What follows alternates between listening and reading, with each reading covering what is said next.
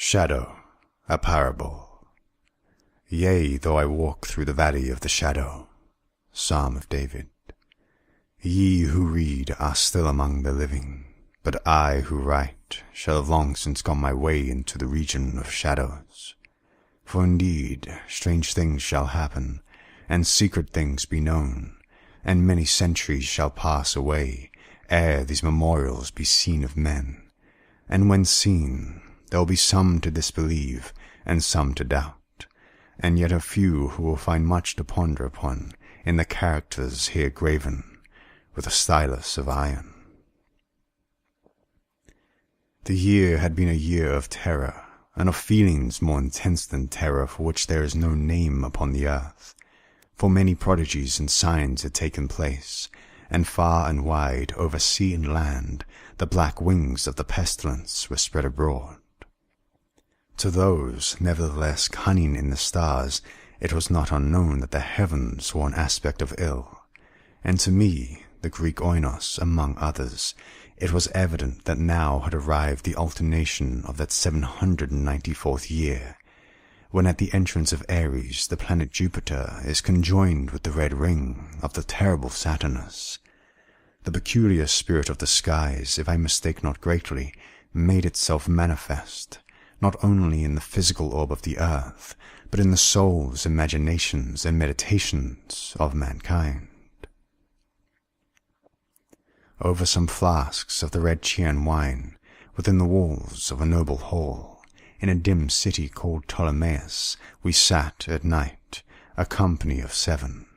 and to our chamber there was no entrance, save by a lofty door of brass, and the door was fashioned by the artisan Corinos, and being of rare workmanship, was fastened from within. Black draperies likewise in the gloomy room shut out from our view the moon, the lurid stars, and the peopleless streets, but the boding and the memory of evil they would not be so excluded. There were things around us and about of which I can render no distinct account, things material and spiritual, heaviness in the atmosphere, a sense of suffocation, anxiety, and above all that terrible state of existence which the nervous experience when the senses are keenly living and awake, and meanwhile the powers of thought lie dormant. A dead weight hung upon us. It hung upon our limbs, upon the household furniture, upon the goblets from which we drank, and all things were depressed and borne down thereby, all things save only the flames of the 7 lamps which illumined our revel. Uprearing themselves in tall slender lines of light, they thus remained, burning all pallid and motionless, and in the mirror which their lustre formed upon the round table of ebony at which we sat, each of us there assembled beheld the pallor of his own countenance, and the unquiet glare in the downcast eyes of his companions.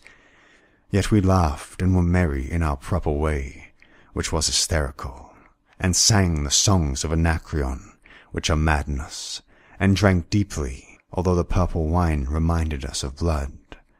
For there was yet another tenant of our chamber, in the person of young Zoilos. Dead and at full length he lay, enshrouded, the genius and the demon of the scene.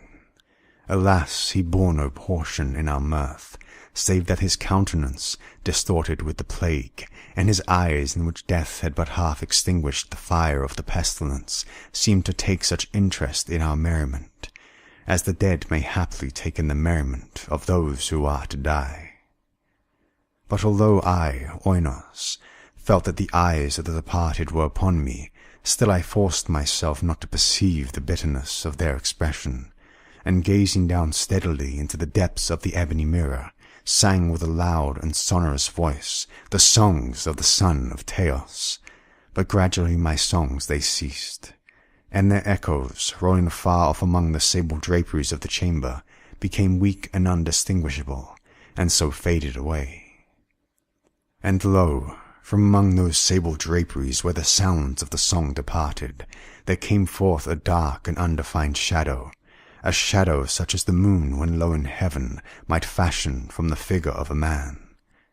But it was the shadow neither of man nor of God, nor of any familiar thing, and quivering a while among the draperies of the room, it at length rested in full view upon the surface of the door of brass.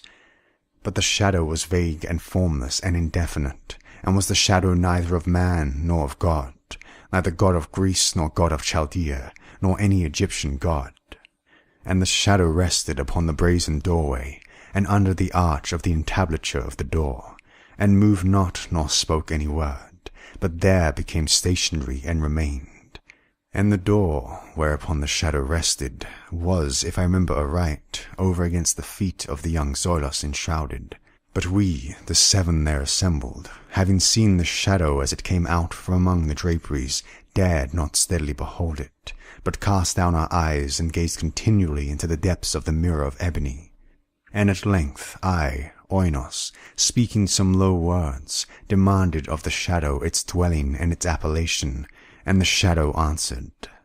I am Shadow, and my dwelling is near to the catacombs of Ptolemais, and earth are the dim plains of evolution, which border upon the flat Roman canal.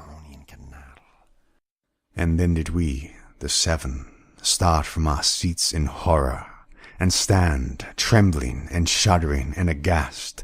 for the tones in the voice of the shadow were not the tones of any one being, but of a multitude of beings, and varying in their cadences from syllable to syllable, fell duskly upon our ears in the well-remembered and familiar accents of many thousand departed friends.